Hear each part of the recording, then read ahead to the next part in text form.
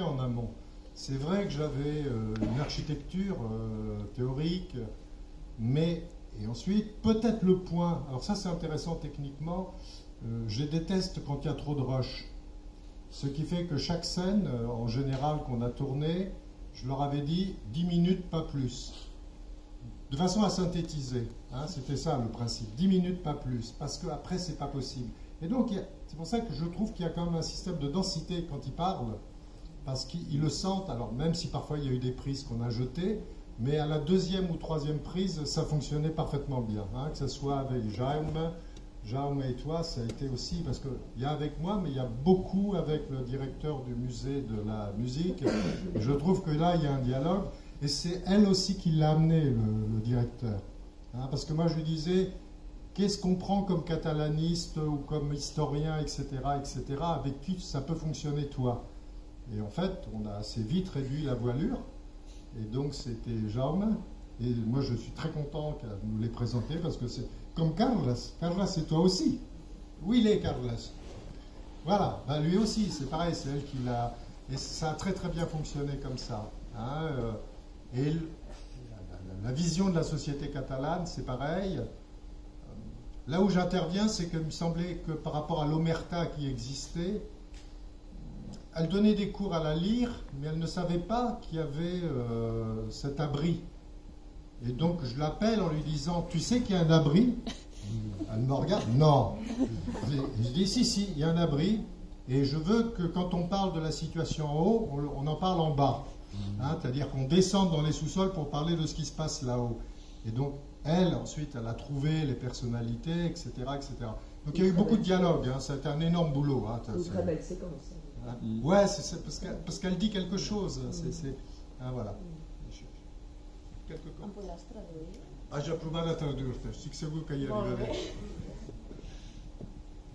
Bé, jo parlaré en català. Bon vespre a tothom i especialment a la família i als amics que han vingut a Catalunya, al nostre conseller de Cultura a l'exili, president de la Confederació Sardanista, amics.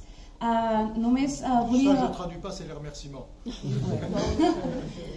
Només volia dir que per mi la màgia d'aquesta pel·lícula és que jo he partit de la investigació científica, la musicologia, que és la meva disciplina universitària. La magie de ce film, c'est que je suis parti de la dimension, on va dire, universitaire et scientifique, la musicologie, etc., qui est mon univers à moi. I després s'ha esdevingut el diàleg amb un gran intel·lectual i amb una persona amb unes idees polítiques, òbviament, com a ciutadà, com a cineasta, com a realitzador de la imatge i de la història que heu vist. Je vais... Alors, ensuite, elle dit que c'est le contact avec moi. Elle a dit des choses très gentilles que je ne répéterai pas, parce que quand même, il ne faut pas exagérer, ça la fout mal. Mais qu'après, bon, ça a bien fonctionné. I que, finalment, el resultat és fruit d'aquest diàleg i que ara se'n diu una cosa tan avorrida com transferència del coneixement. Abans ho comentàvem, però això és màgia, no és transferència de coneixement, és l'art i la ciència que donen per resultat no un producte, sinó un diàleg i una explicació del present observant el passat.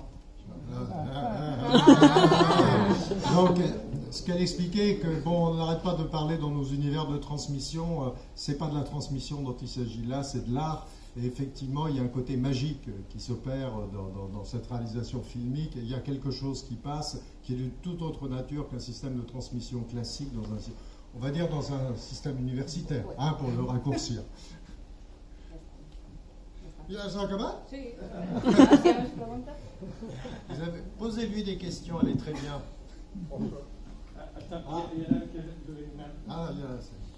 C'est un tour de rôle. Primer de tot voldria donar la benvinguda als amics de Catalunya Sud que ha vingut de part de l'Ajuntament d'Argelès et ensuite dire que pour moi il m'a semblé que c'était pas un film sur la Sardane et que le point de vue roussillonnais ou catalan du Nord sur la Sardane est totalement différent de ce que vous avez présenté, qui pour moi représente un pan de l'histoire catalane espagnole et enfin tout ce que vous avez développé qui est effectivement très historique très scientifique, etc. Et que nous, ici, en tout cas, on a très peu d'informations concernant ça, donc c'était très intéressant de le voir. Par contre, ça m'a semblé très loin de ce que pouvait être le sardanisme et la Sardane en Roussillon et en Catalogne Nord, en tout cas.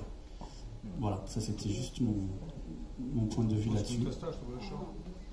Si on fait un català ou no coneixem el sardanisme d'aquí, jo. Et puc fer en català? El vols en català? M'ho pots repetir? Sí, doncs que he vist que doncs, la pel·lícula m'ha semblat una part molt històrica de la Catalunya del Sud i de la història d'Espanya i de Catalunya, i que nosaltres, de la part catalana del nord, Rosselló i tot això, em sembla que el sardanisme és molt diferent d'aquesta part. Aquesta part que m'ha semblat interessant, perquè no la coneixia de res, o no havia imaginat la sardana d'aquest tipus, però és que el sardanisme que tenim aquí, a part de Fillols, que és un poblet d'allà on hi ha una festeta a l'estiu que sí que és molt de gresca i molt de tot això, és que no representa gaire el sardanisme de tota la Catalunya Nord. És cert, i de fet quan estic comentant amb en Galdric Vicenç en aquesta meravellosa conversa bilingüe que tenim, ell diu que no té res a veure quan toco a la Catalunya del Sud a la Catalunya del Nord, i això potser és perquè parlem massa poc, és a dir, es viu d'una manera la sardana aquí, a Rosselló i a Catalunya, i és un fet. Aleshores, per això en el film surt tantes vegades, jo m'he sentit dir 10 milions de vegades, que va ser manipulada, tergiversada des del catalanisme polític, perquè va ser en aquest moment en el qual es va deixar de ballar d'una manera més espontània i més lliure, i va passar a ballar-se la sardana, com he dit, ara m'he sentit i he pensat, què vas dir aquí? Que si balles malament la sardana estàs com destruint el teu país d'alguna manera. En canvi aquí tot és molt diferent i jo tampoc ho conec tant, aquesta realitat, i sóc músic de cobla. Aleshores aquest diàleg em sembla fantàstic també dins la pel·lícula. T'invitarem a tocar sardanes aquí. Fantàstic, soc la representant de la meva cobla. Si hem de fer negocis, endavant. No l'hem tingut mai aquí, la Fins Palmolesa, no sé com endavant, endavant, i tant. Et là. À toi. Non, traduit avant. Et t'as un gros morceau traduit. Oui, vous voulez une traduction complète? Non, un résumé. Synthèse, merci. Donc la synthèse, alors entre les deux, c'était simplement la discussion qu'il y avait un décalage entre ce qui se jouait en Catalogne du Sud et en Catalogne du Nord, que les Catalans, les sardanistes ici, n'étaient pas exactement ce que nous pouvons voir dans le film, etc. etc. Pardon, n'était pas exactement ce qu'on pouvait voir, etc. Et ce qu'elle disait, c'est que elle, dans la discussion qu'il y avait avec Galdric, qui est un peu courte, il y avait ces problématiques qui étaient posées, et donc il n'y avait pas une réponse définitive. Elle disait qu'elle ne connaissait pas nécessairement à fond la situation locale, sur la sardane locale. Après, je tiens à préciser, alors maintenant c'est moi qui parle et pas elle, c'est que moi, ce qui m'intéressait dans le film, indépendamment du fait que j'ai découvert les sardanes de Pep Ventura, que je trouve tout à fait remarquables, et musicalement, là, contrairement à ce que je dis au début du film, musicalement, je les trouve tout à fait remarquables, ce qui m'a intéressé, ce n'était pas tant la sardane en tant que telle, que ce qu'elle a évoqué elle-même, c'est-à-dire la manipulation. Et donc, très souvent dans le cinéma que je fais, ou les écrits que je produis, les essais théoriques ou autres, c'est souvent ces problèmes de manipulation, de falsification historique et de réécriture de l'histoire qui me semblent importants et essentiels. Donc, l'histoire de la sardane est un cas d'école. Qu'ici, ça ne soit pas exactement la même chose qu'en Catalogne du Sud, ici, on va vivre des réécritures de l'histoire sur d'autres sujets. Par contre, en Catalogne du Sud, ça a été une pure réécriture de l'histoire, donc une falsification. Ce qui n'a rien à voir avec la richesse que peut avoir la sardane en tant que telle. C'est simplement son historicité qui a été évacuée et mise de côté. Donc on a une danse révolutionnaire très inspirée pour la sardane longue de la farandole, de la farandole révolutionnaire pendant la période révolutionnaire française. Et donc cette farandole qui traverse les villes, les villages, etc., qui s'empare des places, c'est de ça qu'il s'agissait.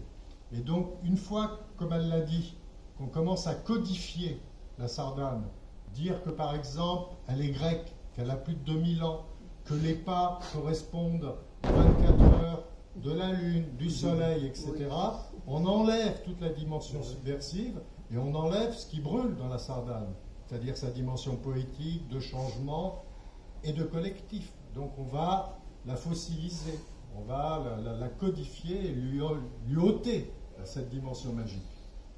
C'est ça? Merci.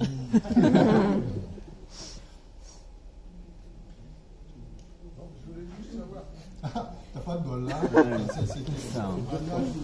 Je voulais juste savoir qui sont les 3 personnalités que tu as créées dans le bunker. Sí, és interessant quan les 3 persones que estan a baix al búnquer, com es diu en francès? Le bunker. Bunker, c'est ça marche même bien bunker là. Em contradiuen. Aleshores, el primer que parla és en Marcel Caselles, professor també a l'Escola Superior de Música de Catalunya, que no és que em contradigui, sinó que em qüestiona aquesta manipulació única, cap a un únic costat, no? Aleshores diu, és que potser el país va canviar i potser es necessitava una altra sardana, en aquest cas es necessitava un símbol. Evidentment que Catalunya va canviar, amb 50 anys d'història, amb 60, amb 70, el país fa un tomb, canvia. Ara bé, també és cert que quan la sardana es comença a ballar a Barcelona es canvia i es codifica a la manera de ballar i no es pot ballar salvatjadament o d'una manera distreta, s'ha de ballar quasi religiosament. És un acte de país quan arriba a Barcelona i de Barcelona s'expandeix aquesta manera de ballar concreta arreu de Catalunya, quan a la Vall d'Aran o a les Terres de l'Ebre no sabien què era la sardana. La segona persona que parla és la Concepció Ramió, va ser una de les primeres dones a interpretar la tenora a Catalunya Sud. És de Girona, per tant és compatriota, per això la vaig convidar també i fa la seva petita visió.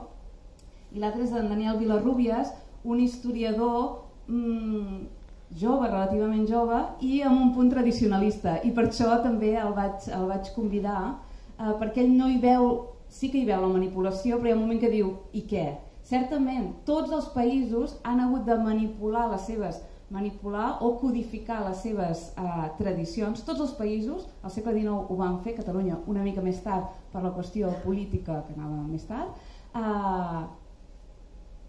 però i què no? Sinó que, per exemple, a Barcelona es ballava abans el flamenco i la tradició del ball flamenc, el cante, el toque, és més barcelonina que no pas la sardana, per exemple, és més catalana. La rumba gitana és més catalana, o igual de catalana, igual que aquí a Perpinyà, que ens en van tocar i cantar unes rumbes. Ai, sí, perdó, la traducció. Je vous remercie. Donc, je vais essayer de résumer les 3 chapitres là. Donc, d'abord, les 3 protagonistes. Le premier est un prof de la même école qu'elle. La deuxième est une joueuse de ténora. Le troisième qui dit... plus fort. Bon. Le troisième... non, oui. J'ai l'impression de prendre une glace là. C'est quand même pas très agréable. C'est une glace, t'es sûr? Et le Covid là, pardon. Donc le troisième, c'est un historien beaucoup plus jeune. Comme tu l'as dit si bien, un peu traditionnaliste. Hein, c'est ce qu'on sent bien dans le troisième. Et la deuxième. La deuxième, c'est une joueuse de ténora. Voilà. Donc c'est les 3 personnes. Ce qui était intéressant, ce qu'elle dit, c'est que c'était de montrer les 3 personnalités. La première personnalité, on la sent un peu ambiguë quand elle dit oui, il y a eu manipulation, mais en même temps c'était peut-être nécessaire. La deuxième est beaucoup plus circonspecte, on dit... Hein? Voilà. La deuxième, c'est... alors, elle rappelle l'histoire, effectivement, de l'historien de Lampourda qui nous écrit cette fameuse histoire de la Grèce, etc., etc. Donc elle le rappelle. Et le troisième qui est vraiment... qui rappelle quand même certaines tendances contemporaines du catalanisme, hein, parce que c'est vraiment ça, en disant que c'est totalement justifié, c'est totalement normal, etc., etc. Donc ça, c'est les trois personnalités pour répondre à ta question. Hein? Non, il s'en fout maintenant. Non, d'accord. Bon, allez. Ah, lui. Oui, il veut poser une question. Le jeune homme, là. Merci. Una pregunta per Anna. Sí, perdona, Jordi. Que hem vist que parles i que dones cursos de la història de la sardana a Poble, i quina reacció tenen aquell poble de Catalunya Sud quan li dius això, i tenen la mateixa reacció que la gent, que els universitaris amb qui em vas parlar, o en tenen una altra? En français. C'est la traduction en français. Je fais la traduction. On voit qu'elle donne des cours à des gens, des Catalans du Sud, de manière des cours. Et la question, c'était de savoir s'ils avaient une réaction différente des universitaires. En fait, comment ils réagissent face à cette information sur le travestissement, on peut dire, de la sardane et le passé révolutionnaire qu'on a tendance à ignorer. Molt interessant aquesta pregunta. És gràcies a la Confederació Sardanista de Catalunya, que aquí tenim el seu president i alguns membres, que puc fer aquesta part de història en els cursos. Faig cursos de història de la sardana a les persones, als sardanistes, que esdevindran monitors de sardanes i que, per tant, ensenyaran a ballar-la a altres persones. En aquests cursos... Bon. Donc il y a deux personnes qui sont ici de l'institution sardaniste, etc. Donc elle a la possibilité, par là-bas, elle a donc la possibilité de donner des cours à des personnes qui vont devenir moniteurs de sardane, si je ne m'abuse, hein, c'est le terme exact. Voilà. I en aquests cursos hi he tingut gent de 16 anys fins a gent de 80 anys. Nets i avis. Per tant, 3 generacions en la mateixa aula. I un senyor, per exemple, de 80 anys o molt gran, em va dir que no, la sardana no té 2000 anys d'història, però si això és el que a mi sempre m'havien dit. Donc effectivement, c'est presque de 7 à 77 ans, hein, donc de 16 ans à 80 ans, et une personne âgée, effectivement, ah bon, la sardane n'a pas 2000 ans? Mais c'est ce qu'on m'avait dit jusqu'à maintenant, elle n'a pas 2000 ans, comment c'est possible? Voilà.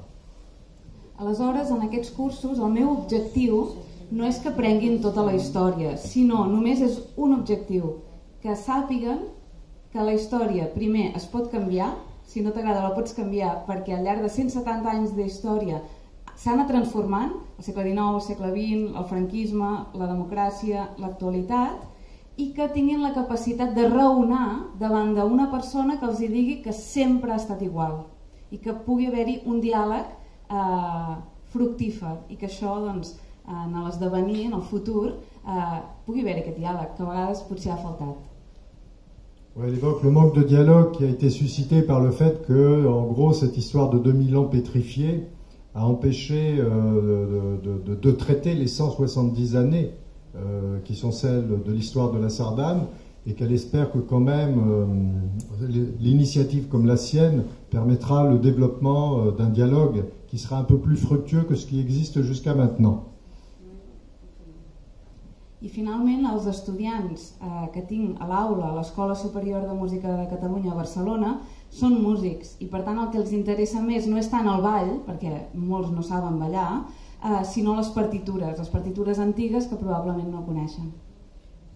Et parmi les étudiants qu'elle a à l'école de musique, ce qui les intéresse, c'est pas des danseurs du tout, ce qui les intéresse c'est la musique elle-même et tout particulièrement les partitions, qui sont des partitions qu'ils ne connaissent pas et sur lesquelles ils veulent travailler.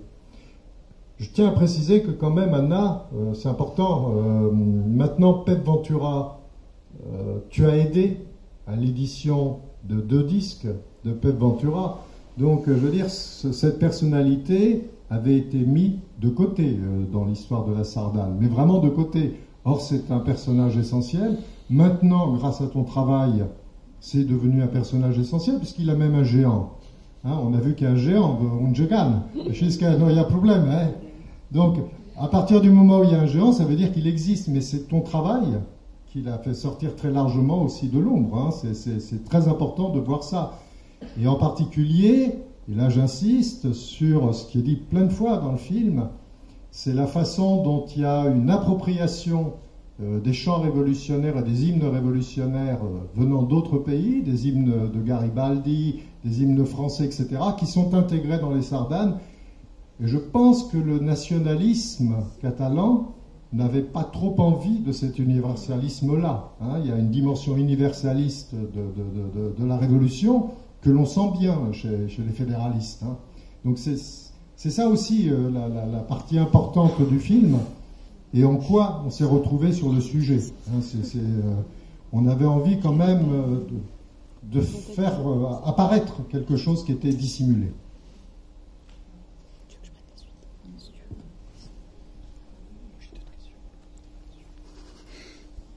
Oui, alors moi je ne vais pas parler de la forme parce que j'y connais rien en cinéma, mais je vais parler du fond, et j'ai vu que votre film était peut-être pas tellement équilibré, parce qu'en fait j'ai ressenti qu'il y avait les sardanes antiques du début du siècle dernier et les sardanes de maintenant. Il y a les unes qui sont dansées par le peuple, qui pour vous, dans le film au moins, est vraiment appuyé comme le bon peuple, le vrai, et puis celle du peuple, parce que maintenant c'est aussi le peuple qui les danse, et le peuple de maintenant, lui, il n'est pas aussi bon, quoi. Donc là, il danse la mauvaise sardane. Et voilà, je voulais vous demander ce que vous pensez de votre impartialité du film. C'est une bonne question. Sinon, le fait de l'histoire, ça c'est intéressant. Mais vous y ajoutez, à mon avis, une impartialité que j'ai trouvée pas trop impartiale, quoi. C'est une critique, excusez-moi. Non, mais c'est... quelle sardane est mal dansée aujourd'hui ? Dans le film. Non, pas la sardane qui soit mal dansée. Le peuple, il la danse pas de la bonne manière, avec le bon esprit, etc. Alors que pour moi, c'est aussi le peuple. Hein, maintenant, c'est le peuple de maintenant. Et c'est vrai que le peuple d'il y a 100 ans, il n'avait pas les mêmes problèmes, quand même. Donc voilà, sinon... je veux pas... Oui, c'est intéressant ce que vous dites, parce que le souci qu'il y a derrière, c'est aussi un point qu'on a pas mal travaillé avec Anna, et en particulier quand il y a un certain nombre de figures des fédéralistes qui sont mis en avant, c'est le rapport à l'instruction publique, le rapport à la connaissance. Et ce rapport à la connaissance, il n'y a pas de peuple libre qui ne soit pas un peuple instruit. Or, ce qui fait la force de ce qui s'est joué pendant cette période en Espagne comme en France, c'est qu'il y a eu, au niveau populaire, une prise en compte de la nécessité d'acquérir un certain savoir, d'acquérir certaines connaissances, de façon à pouvoir déterminer un jugement critique personnel. On retrouve, pendant le sexennat révolutionnaire, tous les présupposés qu'on a à l'époque des Lumières, et en particulier les présupposés de quelqu'un comme Condorcet, hein, c'est-à-dire qui oppose l'instruction publique à l'éducation nationale. Pour Condorcet, on n'éduque pas un peuple, on l'instruit. La force de cette période du sexennat, comme la force de la période de la Commune de Paris, c'est ce rapport à l'instruction. Cette instruction, elle peut passer par la culture, par l'art, par le chant, par la poésie, par la danse. Elle peut passer par toutes les formes. Mais elle permet à ce peuple d'obtenir un libre arbitre et un jugement critique. Or, ce que le film tente de montrer à contrario, c'est que ça est cruellement absent aujourd'hui de tous les dispositifs qui nous entourent. Donc ce n'est pas tant le peuple qui est condamnable aujourd'hui que le fait que ce peuple est un peuple qui manque, comme le disait quelqu'un. Et donc il serait peut-être temps que ce peuple qui n'a pas existé, on a vu dans certaines campagnes la disparition de la notion même de classe ouvrière, au profit d'on ne sait pas quoi. On a vu des mouvements comme les mouvements de Gilets jaunes réaffirmer l'existence d'un peuple, qui ne sait peut-être pas ce qu'il est, mais qui revendique quand même son mal-être. Donc c'est important. Donc ce n'est pas tant parce qu'ils dansent mal, c'est parce qu'on ne leur donne peut-être pas la possibilité de mieux danser. Et c'est ce que le film essaye de suggérer. Et j'entends très bien votre critique, elle est parfaitement recevable, il n'y a aucun problème. Oui, oui. Ah mais vous pouvez être en désaccord, je suis tout à fait d'accord. Hein, bon, ben, ça va, si vous êtes d'accord avec mon désaccord... Ah bah oui, ça serait la moindre des choses. Ah, si je peux me permettre une incise, je pense que dans le film de Jordi, il n'y a pas l'ombre du début d'une once, une critique des gens qui dansent la sardane aujourd'hui, parce que sinon moi je ne serais pas là. Hein. Moi je danse la sardane depuis que depuis que je suis né. Voilà, et j'adore la sardane. Et même si les gens qui dansent la sardane ne savent pas, ou comme moi, ou comme la plupart des gens ici, apprennent par le travail d'Anna, le film de Jordi, l'histoire de cette sardane, ça n'enlève rien à la part de fraternisation qu'il y a quand on danse la sardane, même si on ne connaît pas cette histoire. Donc, dans le film d'aujourd'hui, il n'y a pas l'ombre d'une critique de ceux qui dansent la sardane aujourd'hui. Moi, dans l'autre sens, je ne comprends pas très bien votre critique du film. On peut ne pas être d'accord sur certains points du film de Jordi, mais pas là-dessus. Il ne dénonce pas les gens qui dansent la sardane aujourd'hui. Je dis qu'en en suivant donc le film, on sent bien de quel côté penche leur cœur. Et ce que je reproche, c'est que le peuple qui danse maintenant la sardane n'est peut-être pas celui que eux ils voudraient avec leur point de vue, mais c'est quand même le peuple. Et ils dansent quand même la sardane à sa façon. Alors c'est très intéressant de raconter l'histoire, mais je pense qu'aurait dû s'arrêter là. Excusez-moi, mais dites les choses franchement, parce que vous êtes dans la litote, là, vous essayez d'avancer masqué, mais ce que vous voulez dire, c'est autre chose, alors dites-le. Non, mais moi, ce que je dis, j'essaye de le dire, on n'a pas besoin. J'ai pas besoin de sage-femme, merci. Vous ne le dites pas, non. Je le dis, je veux pas. Ce qu'on voit, c'est qu'au 19e siècle, notamment pendant ce sextennat, on a des livres et de la poésie, et qu'aujourd'hui, c'est le football. Oui, mais c'est le peuple aussi danse le football, mais si c'est pas le bon peuple, c'est sûr que là... Les Grecs ont inventé la poésie et les Romains le football. Enfin, c'est jeu du siècle. On tourne. Si monsieur... Bon. Alors, si le prochain qui parle, s'il dépasse 12 décibels, le micro coupé. Oui, doucement Patrick. Non, c'est le micro qui fait le transfert de parole aussi. Juste peut-être évoquer un autre aspect des choses. La Marseillaise était un chant révolutionnaire en 1789 et les années suivantes. Et puis c'est devenu aujourd'hui un chant qui a un autre sens, une autre portée, une autre signification. Tous les pouvoirs, tous les instruments de domination ont utilisé aussi tout ce qui a à voir avec la biochimie, la biophysique du corps, les battements cardiaques, toutes les danses. La sardane en est un exemple manifeste. La marche au pas des nazis allemands, tous ces éléments-là, on peut très bien, et n'importe quel psychologue dira que ça fait monter aussi l'énergie sexuelle, ça fait monter la possibilité d'enjeux agressifs, de porter de l'énergie collectivement, maîtrisée collectivement ou non.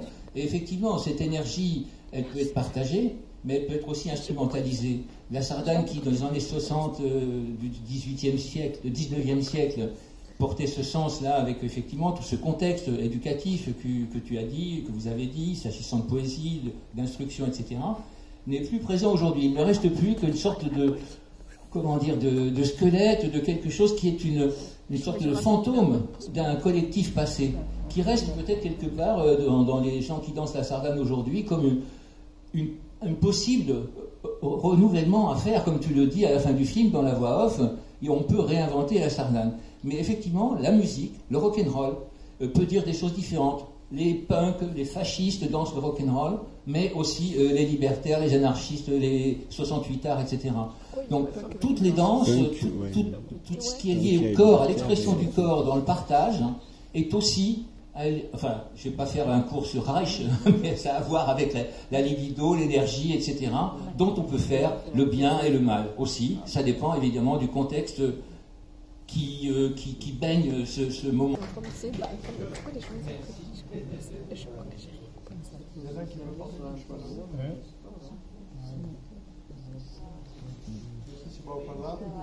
Ah, c'est tout au fond. Mais on voit rien au fond, c'est pour ça. Calmez-vous.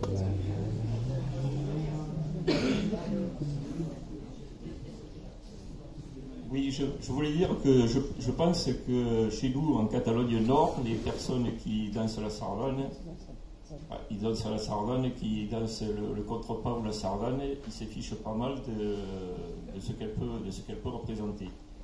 Ils ont envie de le danser parce qu'il s'agit d'une tradition de leur pays, d'une tradition catalane. Ensuite, quand vous dites que la sardane a été récupérée par les indépendantistes, c'est-à-dire réactionnaires, comme si être indépendantiste c'était aussi réactionnaire, bon, je trouve, enfin, il faudrait que vous l'étayiez un peu plus parce que je reprends quoi. Ensuite, si la sardane doit représenter quelque chose, elle doit représenter qu'une aspiration peut-être révolutionnaire, du moins elle l'était, mais maintenant au moins démocratique. Et l'aspiration du peuple catalan, c'est quand même d'avoir un peu plus de démocratie. Alors je ne sais pas ce que va donner cette démocratie, mais en tout état de cause, ça doit passer par des urnes. Ça, je crois que tout le monde est d'accord. Et le symbole de la sardane peut être fort sur cet aspect. Alors ensuite, est-ce que les 52% qui ont voté pour certains partis en Catalogne Sud dansent tous la sardane? Ma foi, je ne sais pas. Est-ce qu'ils ont été influencés par la manipulation de la sardane? Je ne sais pas non plus. Mais je suis sûr d'une chose, c'est que la sardane, pour moi, la plus belle définition, c'est, je ne sais pas qui c'est qui l'a donnée, mais elle dit, elle exprime les joies, elle exprime les peines, mais jamais la résignation. Et je trouve que ce que fait le peuple catalan actuellement, c'est d'exprimer tout sauf la résignation. Il faut que je vais essayer de faire un peu.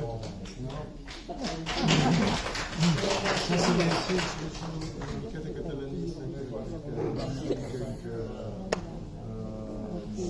Non pot ser que això que la sardana també té un altre aspecte que hi ha les eleccions.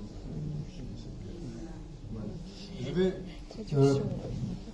Ce qui est important là, dans le travail qu'a fait Anna et ce que j'ai essayé de restituer dans le film, c'est ce que vous évoquez pas dans votre question, c'est la dimension fédérale. Par exemple, j'ai un grand-père qui était sénétiste, qui a été entre guillemets ce qu'on appelle un ministre anarchiste. Quand il est mort avec le drapeau catalan et le drapeau de la CNT. Et il n'a jamais été catalaniste. Il était fédéraliste. Donc, je pense que là, il y a un point de désaccord central. La sardane était fédéraliste, la sardane longue.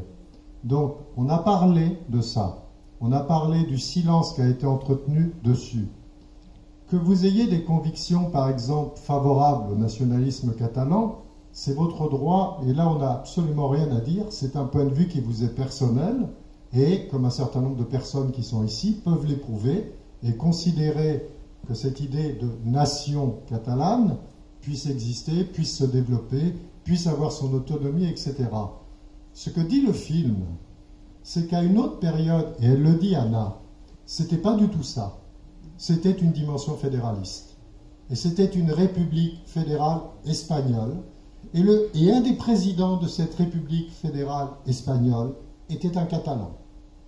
Et donc, c'est ce point qui est soulevé par le film. Hein? Et donc, après, le reste deviendra un débat politique. Si vous n'êtes pas fédéraliste, vous avez le droit de ne pas l'être. Simplement, ceux qui ont conçu la sardane à la fin du XIXe siècle l'étaient. Et donc, c'est simplement ce que ce film rétablit. Il n'en demeure pas moins que si aujourd'hui un certain type de nationalisme catalan veut revendiquer une sardane qui lui est propre, il ne faut pas falsifier l'histoire, c'est tout. Que ce soit les nationalistes catalans qui falsifient l'histoire ou que ce soit des postmodernes français, allemands, russes, chinois, ça sera la même chose. Hein, voilà. Sì, voglio dire una cosa. Vi farei la traduzione. Elle parlera court, mais donc je parlerai court aussi, parce que sinon je vais devenir aphone. Només volia dir, per aclarir especialment a la gent que sou d'aquí, de la Catalunya del Nord. Je voudrais dire que pour clarifier pour ceux qui sont de Catalogne Nord et pas du Sud, que el film, com acaba de dir en Jordi, parla de les sardanes republicanes del segle XIX. Que le film parle de la sardane républicaine du 19e siècle. I del catalanisme del principi del segle XX. Et du catalanisme du début du 20e siècle. Tanmateix, fa 10 anys que a Catalunya del Sud molta gent hem sortit al carrer l'11 de setembre i cada vegada que hem hagut de sortir al carrer per cridar a la llibertat. Et s'il n'en demeure pas moins que tous les 11 septembre, on est plusieurs depuis plus de 10 ans qui sortons tous les 11 septembre dans la rue pour, elle et d'autres, pour revendiquer la liberté dans les rues. I que en aquestes manifestacions, al final, s'han ballat sardanes. Et que dans ces manifestations, au final, on a dansé les sardanes. Per tant, la sardana que surt aquí manipulada pel catalanisme polític és del segle XX. Al segle XXI hem creat una altra sardana i hem ballat la Santa Espina amb una nova significació i en contra de la política de Madrid i a favor dels presos polítics i que els alliberessin d'una vegada. Et qu'on n'est pas au XXe siècle, on est au XXIe siècle, et qu'au XXIe siècle, quand on est sorti dans la rue, c'était pour danser la sardane, se la réapproprier, et aussi pour défendre ceux qui étaient actuellement emprisonnés en prison. Ce en quoi je la rejoins totalement, ce sont deux choses différentes, et le sort des condamnés en prison est totalement inadmissible. Ça, on est tous d'accord. Hein? C'est mon clan. Mais si, ils sont clairs. Sinon, on a dit. Donc, ça sort pas clair dans le film. Moi, je pense qu'il sort pas clair dans le film. Mais vous avez le droit de pas trouver clair. Hein. Là, c'est pareil. Un canal clair ou c'est bon? C'est bon. Bon, t'en veux d'autres? Moi, pardon. Voilà. Moi, je vois ton film, enfin votre film, parce que c'est un film collectif complètement de l'extérieur, puisque bien qu'ayant vécu 2 ans ici il y a fort longtemps, de la sardane, je ne connaissais que la musique de village qui, tous les jours de la semaine, annonçait l'arrivée du boulanger, etc. Mais de l'extérieur, donc moi, et là je suis très heureux d'apprendre que cette danse a une histoire révolutionnaire, je ne différenciais pas cette danse de la bourrée auvergnate, des danses écossaises, de toutes les danses traditionnelles. Et en fait, jusqu'à la fin du XIXe siècle, il n'y avait que des danses traditionnelles, il me semble, vu de loin, c'est-à-dire des danses collectives, et donc où il y avait un sentiment, je pense, de collectivité. Le menuet, par exemple, qui était dansé par les nobles au XVIIIe, a ensuite été récupéré, etc. La carmagnole, voilà. Donc, je ne savais pas que la sardane avait une origine révolutionnaire. Ce que je voudrais savoir, c'est comment est-ce qu'on peut effectivement savoir ça, savoir s'il n'y a pas de chant. Et toutes les sardanes que je connais et qu'on voit dans le film, qui sont dansées, etc., il n'y a pas de parole. Donc, en quoi est-ce qu'on sait que c'est révolutionnaire? Mis à part le fait que les pas sont comptés, mais je pense qu'ils ne sont pas moins comptés que dans le contrepasse. Voilà. Ma question, c'est ça, c'est... Est-ce qu'il y a des paroles qui... Parce que je ne veux pas oublier le tronc le plus important de la question. Luca pregunta diu que, bueno, podria ser tots els balls folclòrics d'una certa manera, són els mateixos que sigui la bourrée, etc. No sabia que la sardana havia sigut revolucionària, i així es diu, el que pot ser estrany, què fa que puguis dir que és revolucionari? Perquè només hi ha música, no hi ha paraules, i així hi podràs contestar que hi ha paraules. Ho veus? Alors, j'ai traduit, elle va répondre et je vais essayer de traduire simultanément. Sur le déficit de parole, elle va te répondre. Voilà. Sí, la gent ballaven sardanes que tenien himnes revolucionaris i per tant que ballaven i cantaven a la vegada l'himne de Riego, la Marsellesa o l'himne de Garibaldi, etc. Donc, les sardanes dont on parle, qui sont les sardanes par exemple de Pep Ventura, ils chantaient sur la sardane. Et alors, donc l'hymne de Garibaldi, la Marseillaise. Donc j'étais très heureux personnellement de traduire la Marseillaise du catalan en français. Donc j'ai éprouvé une grande satisfaction parce que je trouve que cette version est quand même plus intéressante. Alors, on ne l'a pas passé en entier parce que ça aurait été un peu trop long dans le cadre du film, mais les propos, et c'est ça. Donc il y a... Vous vouliez dire alguna cosa? I també hi ha moltes paraules, molts textos, molts documents i molta memòria en els periòdics, a les entrevistes o persones que van deixar el seu testimoni al segle XIX. Il y a énormément de témoignages dans les livres, dans les revues, dans les journaux, dans les... Enfin, pas testaments, dans les écrits personnels de cette période. Il y a énormément de textes et énormément de documents écrits. Et c'est dit dans le film que... Ah non, c'est dit dans le film que quand il danse, il chante. Et il y a une séquence qui est très très importante, c'est quand il explique que le même qui joue de la musique va pouvoir sortir le revolver et tirer quand il y a des attaques. Et ça donne quand même une singularité à cette danse, qu'on retrouve effectivement dans la Carmagnole. Et je ne pense pas l'avoir retrouvée dans l'histoire de la bourrée. Je peux me tromper. Els balls del segle XVIII no tenen res a veure ja amb aquests balls, i a més la sardana es converteix automàticament en democràtica en el moment que qui lidera el ball a la plaça no és el que té més diners. Ouais. Et ce qu'elle dit aussi, c'est que la sardane devient vraiment une forme démocratique à partir du moment où celui qui occupe la place et puis qui peut guider par exemple la danse, initier la danse, n'est pas celui qui est le plus riche. És el que té el suport popular, és el que amb la seva intel·ligència sap comptar i repartir, és el líder social, no el líder econòmic. Ce n'est plus le leader économique, c'est le leader social, celui qui sait compter et partager, et on est vraiment dans un tout autre registre. Et ça, c'est une des spécificités de cette sardane révolutionnaire.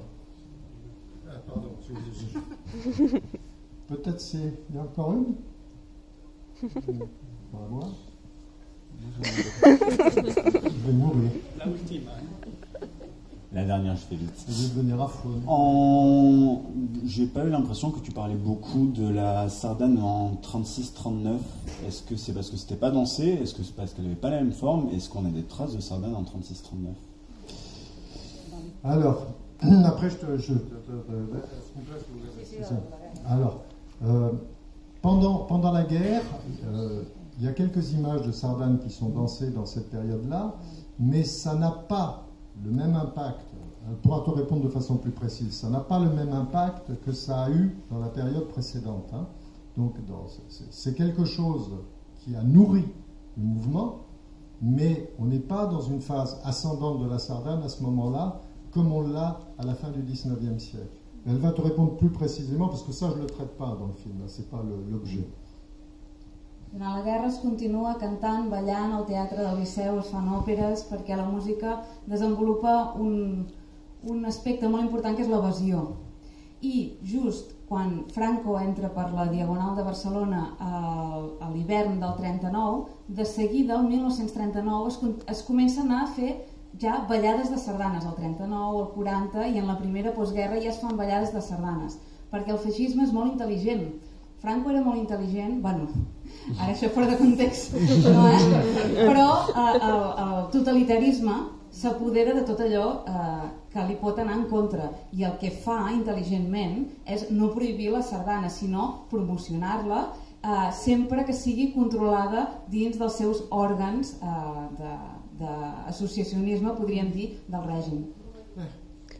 Donc, ce qu'elle dit, c'est qu'au début, donc, dans la période 36-39, il y a énormément de musique au Liceu, par exemple, de Barcelone, donc il y a un renouvellement musical, etc., qui est très très fort. Il y a effectivement des créations musicales assez connues, on en a des traces, mais que par contre, ce qui est notable, c'est que quand Franco arrive avec la Diagonale sur Barcelone, etc., quand il prend le pouvoir, de façon intelligente, il ne va pas du tout interdire la sardane, au contraire, il va en faire une certaine promotion, mais sous contrôle, c'est-à-dire c'est une promotion sous contrôle. I que la gent que ballava sardanes durant el franquisme, als anys 50, 60, molta gent aquí, potser alguns ho recorden dels seus pares, no vol dir que fossin franquistes, al contrari, era ballant la sardana i d'una manera silenciosa que mantenien aquest catalanisme encara que exteriorment no es pogués manifestar. Ce qui ne veut pas dire que dans les années 50-60 du franquisme, ceux qui dansaient la sardane étaient nécessairement des franquistes. Au contraire, il y avait énormément de danseurs de sardane dans cette période-là qui, le silence qu'ils manifestaient en dansant, continuait à porter cette dimension de catalanité ou de catalanisme, etc. Voilà. Mais il y avait aussi les sardanes républicaines, que sous Franco, on ne la dansait pas et on ne la chantait pas non plus. Tout à fait. Il y en a una qui dit que si el rei vol corona, corona li darem, que vingui a Barcelona i el coll li tallarem.